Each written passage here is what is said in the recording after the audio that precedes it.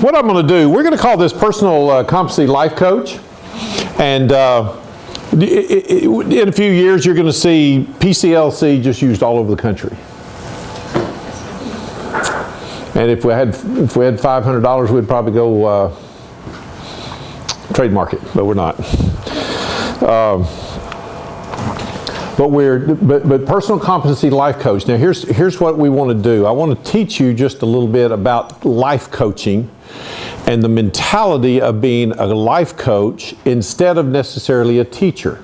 You're seeing the movement right now away from kids sitting at a desk like you're sitting right now, listening for all day long.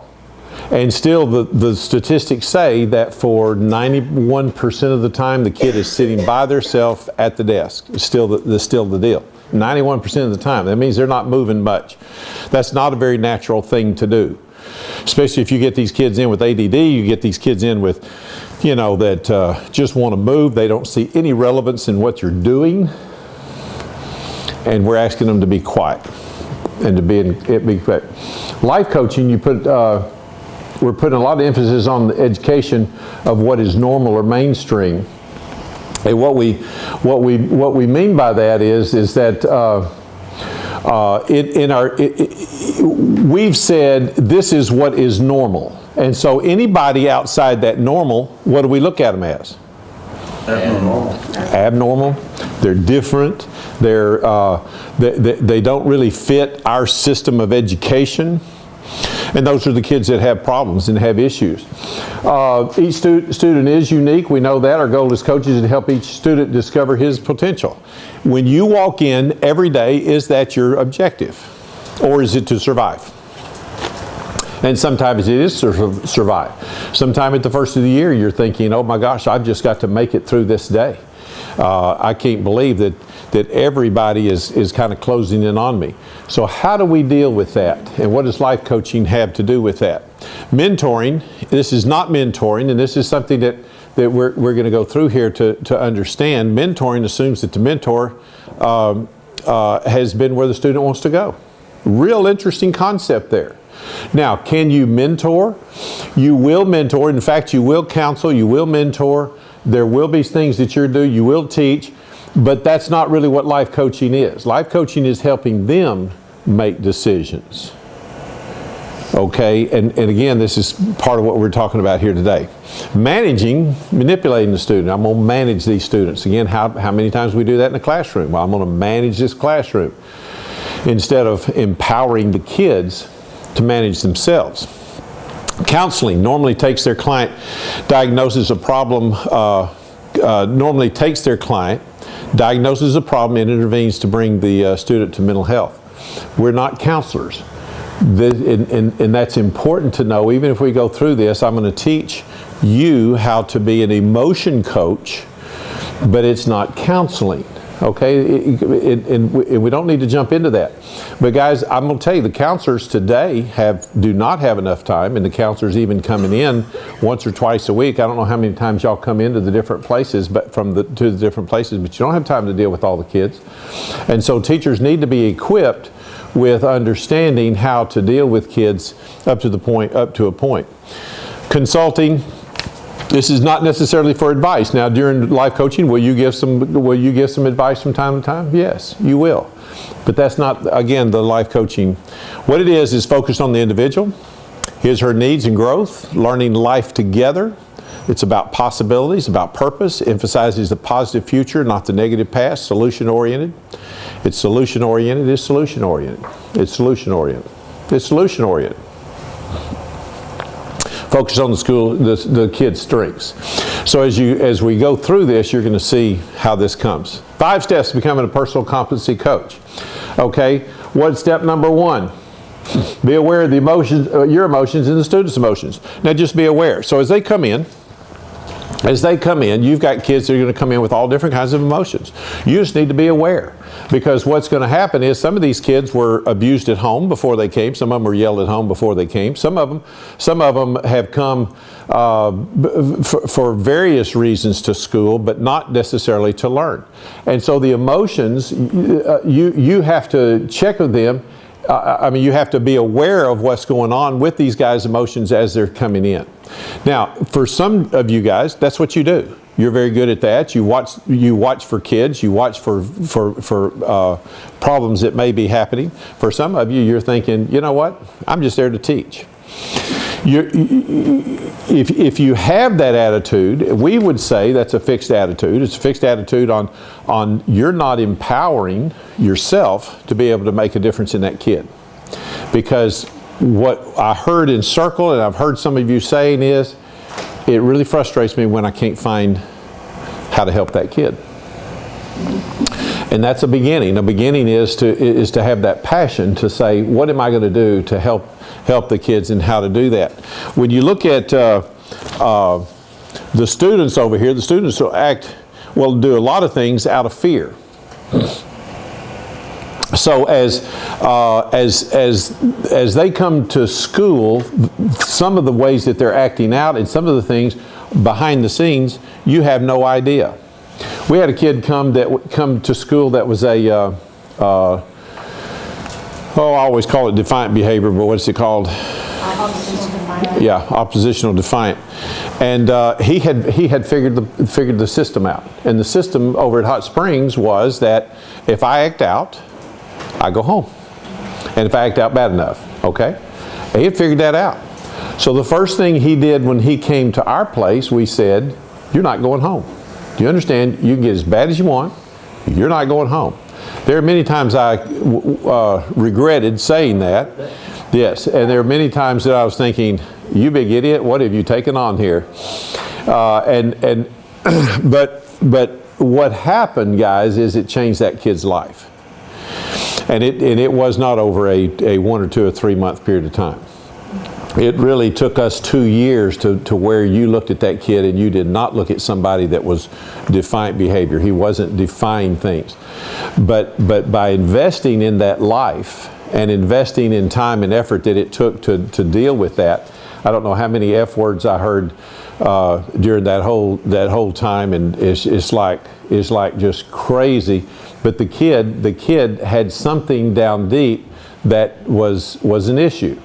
And he was the same one that said, you don't have to worry about it. I'm going to be, the government's going to take care of me when I get out. He had been in 3 other different institutions for 6 years of his life. One of them down in Fordyce that I hope none of y'all worked down in Fordyce in that institution, because I would never, if somebody's going down that way, I say absolutely not. There have been so many kids abused and different kinds of things happen down in that facility, and I would never let it. And I know I'm kind of stepping out on but you've got to be careful.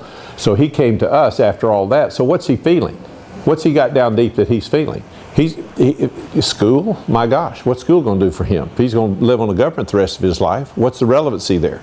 It's not. How many people have given up on him in his lifetime? Everyone. Okay, basically everyone, including his mom. He thought that his mom had given up on him because she sent him to all these places to live. She couldn't take care of him. She couldn't handle him. And so as you look at that, you're dealing with all of these issues as they come in. And so just be aware of who they are. Not that you have to solve those, but just to be aware of what's going on. Emotional distress. Some of you guys are counselors in here. What does emotional distress do to a kid? What doesn't it do? Okay. What does it do? No, it can make them ill. It can make them angry. Okay. What does it do to the brain? Anybody know? It puts it in survival mode. Okay, survival mode, I think. But people that are in stress, in this emotional stress, over and over and over and over, the IQ and the brain development shuts down. Not totally, but it shuts down. So you've got kids coming in they're your poorer kids that have been in no matter where they are. They have not had the support. They have not had the vocabulary. They have not had the emotional support. We've got a kid right now where the mom is working at night. The dad's an alcoholic. So he comes to school. You know who his heroes are? And he hadn't been in our school but 3 months. You know who his heroes are? The teachers. And honestly, he can't wait to get back. A lot of times he's doing work at home, trying to catch up and do some things because he has no hero at home. He has no support. Mama, who is the support, is working and she's sleeping during the day. She doesn't have any. Dad's an alcoholic. How's he going to get any kind of social and emotional growth? Y'all tell me. So he comes to school and you're the hero. The relationship that you have with him is his relationship. That's who he is looking for and what he's looking for. And a lot of you guys know this. The emotions, and it's important for you to know about your emotions. We do not say here that your emotions are not important and that you shouldn't get angry, as an example. Let me just use that. Should a teacher show anger? What do you say? Yes, no? Yes. It's great. Teachers need to show anger. Now, how they show it is an issue, but they need to show anger. That's real. Should you allow a kid to say anger? Show anger? Yeah. You know what I used to do with my kids growing up? Man, if they showed anger, I said, cut it out. And what am I saying there? Quit feeling what you're feeling. Your feeling is not allowed. Attitude is everything. I used to wear a hat. My daughter made fun of that the other day. She said, remember that hat you used to wear? She said, attitude is everything. You wouldn't let us have a bad attitude? Well, the problem is sometimes you do have a bad attitude. Now, is it the attitude that's the issue, or is it the reaction from the attitude? So allowing kids to have their feelings. What I want you to do as I go through this, you're going to see a difference, and the difference is the emotion, and saying the emotion is okay. We want you to do that, and then the reaction to that emotion. And the reaction is what you have to deal with. Too many times in my career, I dealt with the emotion and not the action. And I didn't want my personal kids growing up, or my basketball team, or my classroom, or you know, every once in a while we'll have, you know, our staff comes in and they've got bad attitudes, and so you know, instead of saying, okay, let me try to deal with that attitude, what you've got is for real, what you're feeling is for real, let's take a look at how you're acting at that. Okay, so there's a difference there, and that's what we want to do as we go through this, is to distinguish that difference. Children and kids have reasons for their emotions.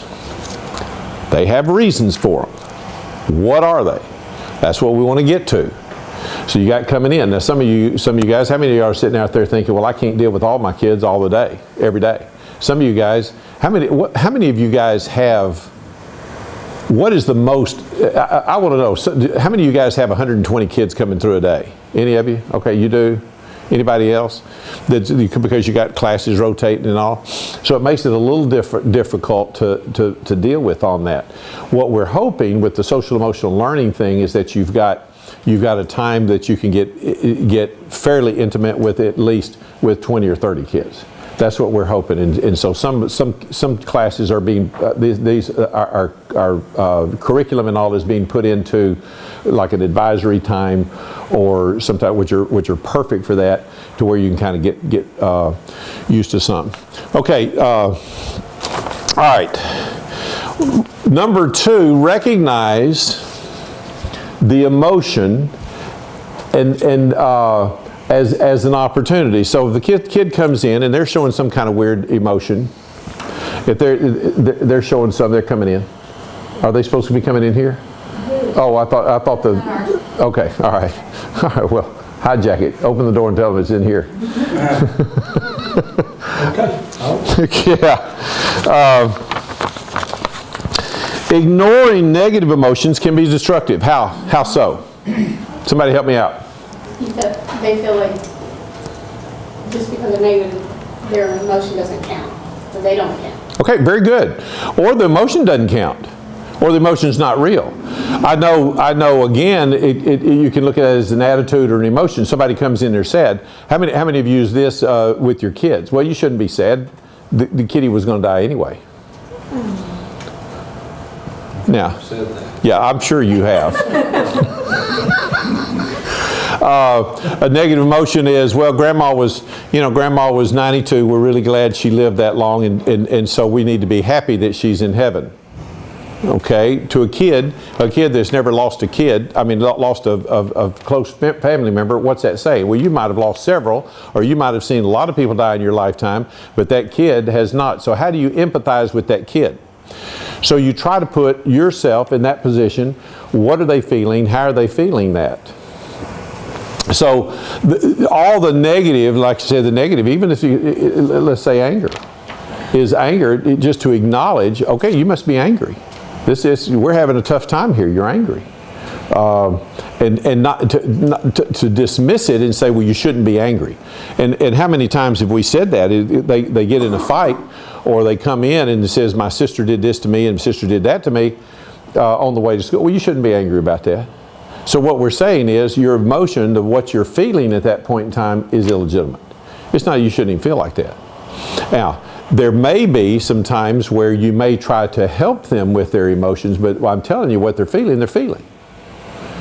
And that's what you have to deal with, and that's where we're able to distinguish what they're feeling and what they do.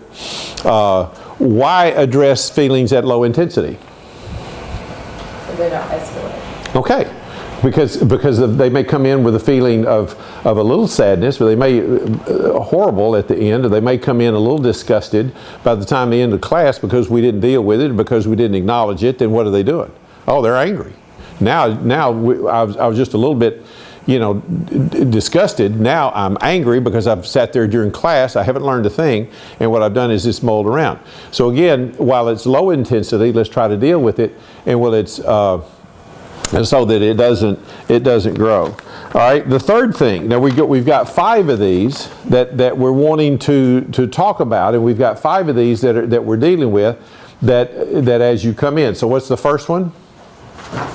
Beware. Did you have to read it? Be aware. What's the second one? Emotions are an opportunity. Okay. Emotions are an opportunity to help what? Oh, wonderful! Back there. Oh, that's good for you. All right, let's give her a little bit back there. I like that. So you're paying attention. So we can build a relationship here by how we deal and how we're dealing with emotion by being a personal competencies life coach. Okay. Third one is listen empathetically and validate the student's feelings. And we talked about that a little bit. Validate that they have a feeling. How would you do that? Somebody comes in and says, such and such punched me outside in the schoolyard, and I'm madder than I could be.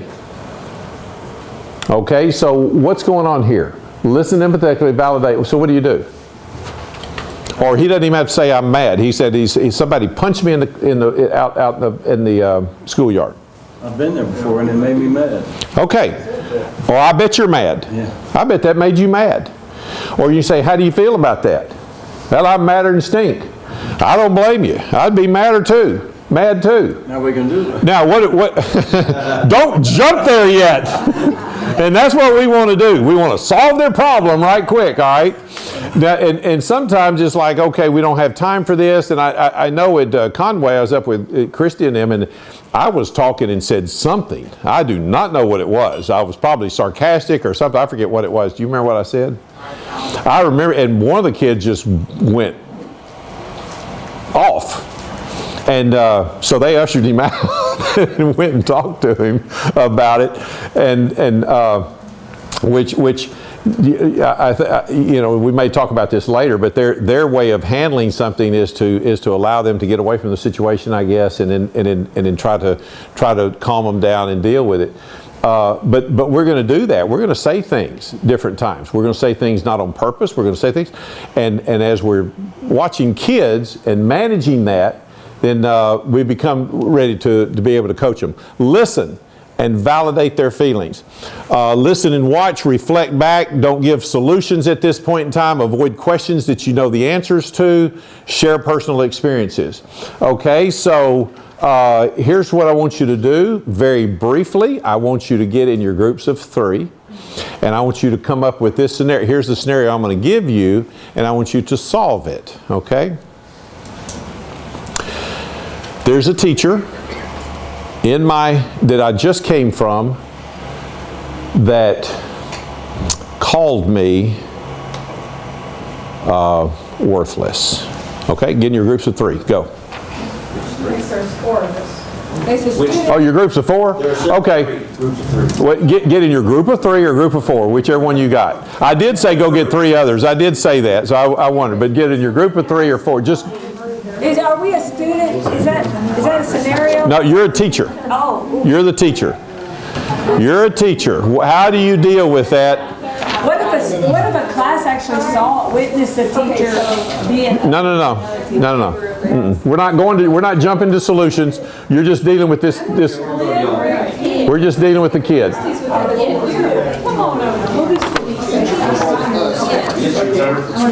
So give me some help here. What would you do? 1, 2, 3. What would you do? Call a student a liar, tell him he's going to hell for bearing false witness. Okay, that's what I would have done probably early in my career. Or say, I'm sure the teacher did not say that. That's probably what I would have said. Something like that, maybe. What would you say? How would you deal with this? 1, 2, and 3 is all we've got right now. What would you do? What we hoped was, first of all, that we'd be able to recognize that from the student as they come in. Okay. If there would be something visual or, that we'd be able to tell that something's going on. And I don't know if the student's volunteering this or did we ask them, hey, tell me what's going on today. And then from that point it's time to listen to see why the student is coming in with this emotion, this obvious dejection, I would imagine. Okay. So It's hard to hide our feelings. Some are really good at it, but it's hard. So you'll see kids coming in, and they'll do that. One of the things I did up here is said, look at these, and I didn't hit these in number 1, but look, the overeating, loss of appetite, nightmares, headaches, stomach aches. Those are some indications that something's going on there, that there is an emotion. Okay, so on the third thing, you've got. Have you given them any solutions yet? no, we're not going to try to do that. Okay, you're not going to try to do that yet. All right, here we go. So, give me group number 2 back here. What'd y'all do, or next group? We talked about validating, saying that, yes, that would make me upset too, and then reflecting back, I understand why you're upset. Okay, reflecting back. Anything else? We listened to them, but we actually tried to get them to, if they were going to try to say a teacher called them something, like I said, maybe we should say it in like not validate that the teacher actually did it first. Right. We'd say, we know you're upset, and, kind of say, like, tell them what you said about, First of all, we're going to use good classroom management skills and make sure that there's a bell ringer so you can separate the child from the class. Get them to not make the class the audience. lay some of that burden on you. Like, man, what happened? This teacher called me worthless. Well, what happened? How did that come around? And they're going to tell you their side of the story. And then I'm probably going to say, well, what did Mr. So-and-so, what would he say that was going on? And because then they have to tell the story according to the teacher's point of view. And what that'll do is that'll give you a broader insight of what exactly happened. It also gets the student to talk more. I found out that the more they get to talk, the better they start to feel about the situation, because a student in a classroom or in school knows that if they're used to going off on a parent at home, they're going to get in trouble for doing that at school. And so they're bottling all this stuff up, they're confining it in. And so if you give them that outlet and you're able to give the class something to do and not put them on autopilot, but have their bell ring or whatever, and you're allowed to let that student build that relationship, and you're allowing them to blow off steam to you, you're allowing them to get out all those feelings without putting it into a behavior. The behavior is what they'll get in trouble for. It's going to allow you to build that bridge where, like, all right, man, are you okay for a little while? Are we going to be able to go through class, or am I going to deal with this right now? Okay. And exactly, and that's what I hear you doing. You're validating the emotion, and that's what you want to do. Validate the emotion without any action. What happens if, and I'm going to get you, Mark, what happens if you don't validate the emotion right then? Action's coming. Okay, it's coming. It's coming, and it could be bad. And so you could do, yes? I was going to say, in our critical thinking lesson, we tell the students to always go 5 questions. Always question the question, the question, the question. And what you're saying is, when you're talking to them and you get them to talk, and when you get them to talk, they almost always find the solution on themselves. If they can't, you keep asking. You're like, well, why did you do that? Well, why did that person do that? Well, why do you think that happened?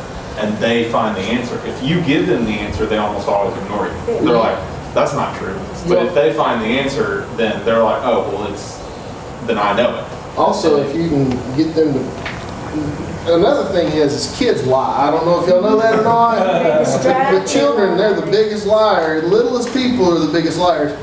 But I got to get them to buy into it, because if they're like, so-and-so said this, I was like, are you serious? That's the valid. And are you serious? Yeah. Dude, what happened?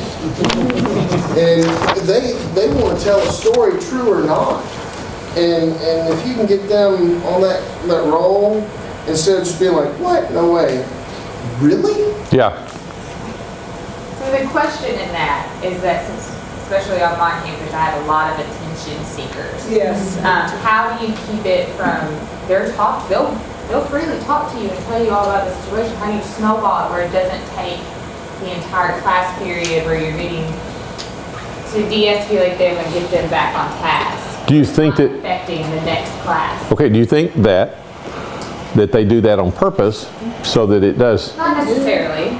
But they could, yeah. They could do it on purpose, Okay. but it's not always that case. Yeah. Don't you think that they're seeking validation for their emotion? If they're continuing to talk, they don't feel that they've been validated, I think. I think the fact that they continue going a lot of times is just saying why I feel this way. You obviously don't believe me, I got to tell you a little bit more. Maybe you can shut that down by immediately agreeing and saying, you're right. Okay, so let me ask you this, let's say in your situation. In Conway, they had 20 pretty tough kids when I went in, okay? And the pretty tough kids is how are you going to deal with 20 pretty tough kids? So one of the things that you could do is you could validate the emotion. You could even do number 4 and then say, we need to talk about this after school.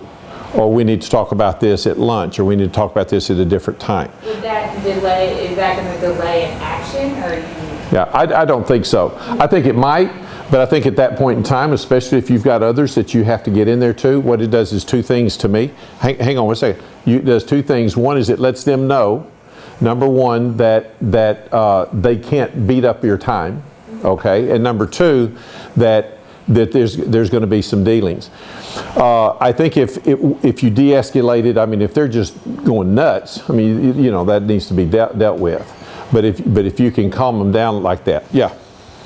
Something else that I do, and if it's a real problem, we'll follow through with it. And if they're just sitting there sucking time and dissolve it, is if they get on their little deal, like, I can't keep track of all of it. You got a lot to say. Will you write it down for me so then we can't forget it? we do that? And then you just get them to write all that junk That's down. why I kind of like your bell ringer idea. Yeah. For like, validating, I want to really hear that. Here, instead of doing this bell ringer, can you just tell me what happened? And then that way they can get it out while you're not losing class time, so that when they come into the lesson. And then when it runs into class time, if they're still sitting there wanting to jab, because it's like he said, 9 times out of 10, you're going to be the hero. And they want to share all that time that they can with that hero. Right, yeah. And so... Yeah. Well, I mean, these are good prompts and good discussions, but everybody has their own perception of how this would transpire. I mean, we really didn't come to a full consensus of how that looked, even when the kid came to us, okay? And we don't all have your kids, and so everybody has their own idea about, and so we can talk about solutions kind of in isolation, but it's bigger than that. And so I think it goes back to kind of the culture also. One of the 7 desires of every heart is to be heard and understood, and that's this idea of validating these emotions. The heart wants to be heard and understood. Well, if through Circle or through other aspects in the culture of your building, your students are regularly heard and understood, these attention seekers have other outlets for this rather than this isolated incident, then when something like this, a little more severe, something that's much more harmful to the heart occurs, then you will know and you can go back with that student and be able to address that, because you can recognize this is not just, we want to talk about what happened over the weekend. This is something that's really hurting my heart, and I have to be heard and understood differently. One of the powers behind SEL curriculum is a huge power, is that it's a curriculum, and that you've got at least 60 different lessons on different kinds of things, and you're going to hit where that kid's hurting. You're going to hit where that kid's needing to at least sometimes during that year, because when that kid comes in and they're mad at little Johnny, it may have nothing to do with little Johnny. It may be that they're mad at little Johnny because of what happened at home, or because of who they are. They don't feel good about them, and there's just a ton. The reason that some of that sometimes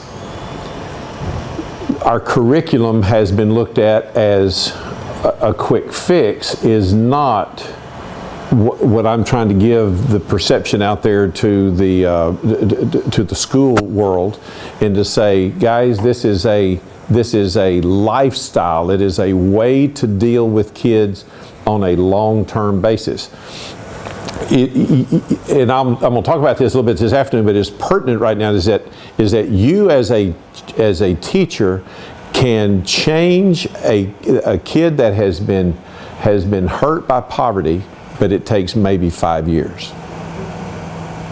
Now, again, what we've seen in our setting is that we teach the same lessons every year. And what we've seen is we've seen kids coming in that are suicidal. We've seen kids coming in that are that have been bullied. We've seen kids coming in that have poor self-image. We've seen kids coming in that have been kicked out of other schools because of drugs. And we don't save them all, but we know if they can stay for 2 years, we know that they have the goodies of what it takes to function and to understand what it is, okay? And we'll see some of that maybe change later. We had 2 seniors this year, is all, in our school, and those 2 seniors, one of them went to work. I've talked to both of them here since in the summer. One of them went to work and said, Mr. Vine, I can't believe how y'all taught us to be on time and how taught us to do. She says, I'm working and I see all these people coming in late and I see them getting in trouble, and I'm 15 minutes early every time. And then I see the other one that had been with us about 1.5 years, and he's late for work and calls in excuses and does some things, and honestly, he needs another year at our place. He won't get it, but he needs it. And you can see before he's ready to go out, or life will knock him around enough to where hopefully he'll go, oh, you know what? They talked about that. We talked about that. We discussed that. And it's who I am. It's not what I do that is so important. So let's go to number 4. Number 4 is help students label the emotion. Why do you do this? Some of you guys that are on this. Back in our groups, stand in our groups, or? No, just right there. I didn't go to all the groups. I'm going to move on because I'll give you all this group time to come back to that in a minute. But why label the emotion? And there's different tools to be able to deal with many different types of emotions. Could be, all right. But does it help them? As you look at it, you say, because a kid comes in and says, well, it looks like you may be really fearful of what's going on, or you may be angry, or you may be, or you ask them and you want them to feed back. So what are you feeling here? Why is this so important to you? What is it that is going on with you right now? Well, I'm feeling mad. Is that all? Are you just mad? Or are you angry? Are you disappointed? Are you hurt? And helping them to get down to the depth of what the real emotion is a key, because all they're doing is feeling. They're not identifying what that feeling is. Now, what does this do when you do this? Well, how does this help? You can find descriptive words. It actually calms them down a little bit to identify that. Now, can you do this fairly quick if a kid comes in, or if a kid's there's some things you can actually go through 1, 2, 3, 4 in a matter of 1 or 2 or 3 minutes, or it may take an hour, okay, if it's major. But just by them identifying what's going on will help in will help them in their feelings, and help them, and it actually helps you in building your relationship. And the last one, and by the way, you can have mixed emotions. So they can, I mean, you need to know that if they come in and they're angry, there is another emotion there, and it could be fear, it could be they're feeling worthless, okay? And what'd you say? Embarrassment or hurt. Embarrassed. They've been in a fight and they think they're mad, they're really not mad, they're just embarrassed. Embarrassed, that's right. They may be fearful Dad's going to kill them when they get home. It may be that they don't want to go to the principal's office. It may be, there may be a lot of things that are involved here. But again, helping them to identify that fairly quick. And this is where you're just listening, you're watching their body language, you're watching what's going on, can be of help. The last one is set limits and problem solve. Now, Mike would have already hit this. Okay, the kid would have come in angry and he had already solved their problem, right? Well, what's the negative of that? He doesn't solve their own problem, right? What else? You become a scapegoat. It's like, they call it in therapy, it's like you're the god or the scapegoat, because they didn't solve the problem themselves. So if they do the solution that you chose, and it goes even worse, Okay. they're going to blame you. Or if it went right, then you get the credit. But if they solve the problem themselves, they get that power. Okay, all right, very good. Great answer there, great. Leaves them the victim. Okay, You solving their problem leaves them as the victim. Yeah, and then they'll keep coming. and they haven't admitted it, okay? They haven't admitted, here's my problem, or here is the problem. And so, okay, what else? Anything else there?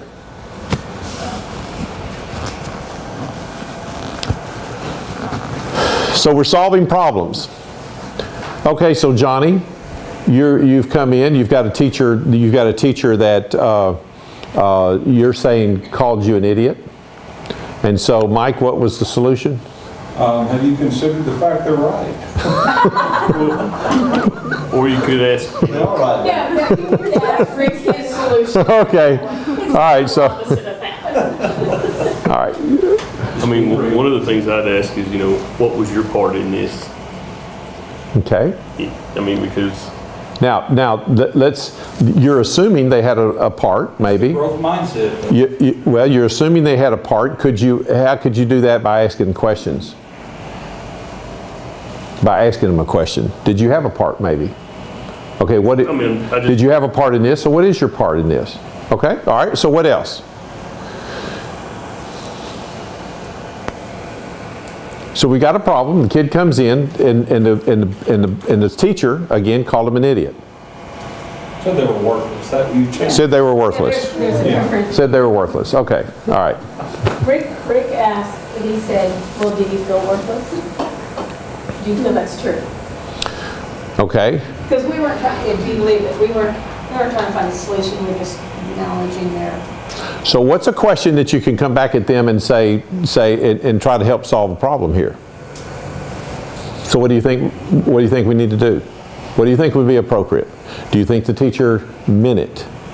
Okay, do you think that What was going on at the time? Let them try to clear up their picture. Like, the teacher could have said, the work you did was worthless because you're on the wrong page, and all of a sudden kids say, oh, she called me worthless. Okay, so find out the background. Yeah. You could have found out the background. You want to find out the background before you get to number 5, by the way. Before you even validate that someone did something to them. I've had where they said the principal, cussed me out or said something, and I'm like, well, let's go talk to, especially if it's a claim of deaf character or something like that. Right. I'm not going to validate and let the kids say stuff that they're just trying to lie about. Or, Yeah. Okay. Yeah. I was going to say, if they're angry at the teacher calling them worthless, then they feel like they do have worth. Yes. It's really when you see them like agree with the teacher, they're like, well, yeah, I am worthless, that they're actually having those feelings of worthless. So if they are angry, then they're challenging my worth. Mm-hmm. So you do have to challenge, well, why do you feel like you have worth? then why are you listening to this teacher? You're the one who gives your self-worth, not someone else. Okay? And we do have a whole thing on self-worth. Yes. All about that stuff. As you, See what she was saying, because I'm a math teacher. So if someone just gives me the answer, I'm like, that's not what I'm asking. I'm asking for the steps. So if I inadvertently said, your answer is worthless, Because you didn't put the steps in, yeah. or if I didn't They even do that clarify that, I all just the say your time. answer is worthless, and the bell rang, and then they walk out and they said, that teacher told me worthless. Kid next door, yeah, I heard her say it's worthless. Yeah. yeah. And students twisting information. Yeah, never. All right. But then what Liz asked was, when the kid came in and said that, was, is there something, she didn't know that part, she just saw that they were mad, and said, are you mad at me, or was it something else? And then it was, well, it was something else. And then that got to it, and I, like what Rick said, was, well, do you feel that way? But I didn't think about that part, Yeah, was, tell me what was actually said. All that, what led to that being said? Because if you don't check that piece out, you're only going to hear what they said. Validating. Yeah. Yeah. A misunderstanding. I didn't even, Well, I think it was Burke that said, have the student put it from the other teacher's perspective. Why would they have said that? Yeah. And good point. Here, for our purposes here, separate the emotion from the solution. And that's what I want you guys coming out of here with as far as personal competencies life coach, is to understand the emotion, validate the emotion. We're okay with the emotion. Let's take a look at the solutions. So as we come into the solutions, actually before we get to the solution here, you should have already validated, let's say, the steps. You should have validated what happened out there. And that could come in step 4 when you're saying, well, what is the emotion here? And then what really happens? It could be in 3. So there's different ways. The main thing is you help them choose a solution. So what's the solution here? Should we go back to the teacher? Should the teacher, do you think the teacher should apologize? You do, because you were offended. Okay, so let's look at this. So what would be a good solution at this point? Because you don't want to have a conflict with this teacher for the rest of the time. Would it be that I could go back with you and let's visit with the teacher? Would that be a good one? Or let them come up with a solution. As they're coming up with solutions, guys, then it's their solution, and you're helping them to deal with their emotions. The studies have shown that kids that deal with this from an early age on grow emotional maturity. And so as they get older, then they've got that maturity and they can be able to handle different situations a little bit better. You know, you've got people right now that have so much emotional immaturity, whether it be road rage. That's emotional immaturity, totally. Whether it's going off on somebody like crazy. The thing that part of my emotional immaturity is when somebody challenges me. When a kid challenges me directly, I have to. It's been a difficult thing for me to take, simply because of some of the things of the way I grew up, some of the way I developed.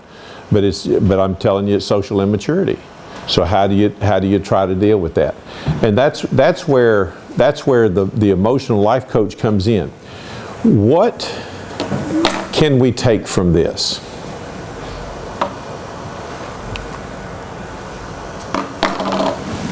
I got an idea. All right. Well, it seems to me from a non-educator, a layperson, that there is a logical process that you go through with this problem solving. Mm-hmm. That if you skip these steps, you could not be effective, right? So maybe you can get through them in a minute, or maybe it's 5 minutes, or maybe it's an hour. But these are steps that you probably have to identify with to really get to a good result. And so if we skip these processes, we come up with our own styles because of our own audiences, right? Exactly. And that's a good point. So you're not really teaching, this is what you should do here. It's really, okay, did you follow this model of good problems, or of good coaching? Yeah. Okay, and that's a good point. Everybody here is going to deal with it different. Kids deal with me different many times because of my title. Because I'm the superintendent. and the principal and the teacher. But I'm the principal. So I've got some kind of power to kick you out. Okay, whereas Jessica may come in and they may not feel as threatened, so she may deal with them a little bit different than what I deal with it. And so it is going to be different. Mark is much younger, and so he's going to maybe deal with them a little different, and they may see the difference a little bit different. I mean, see the situation a little bit different because he is younger, and that they may feel like he can relate a little bit better. So yes, I think the idea is everybody's got an individual. And different schools have different methods on this, and that's fine. Hopefully, what we're trying to do is to build what here? Relationship.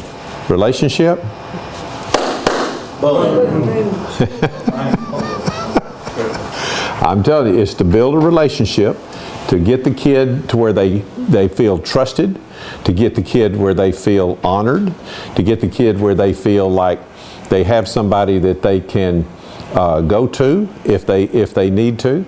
Because again, for poor kids, a lot of poor kids, not all, but a lot of poor kids, they're not getting that at home.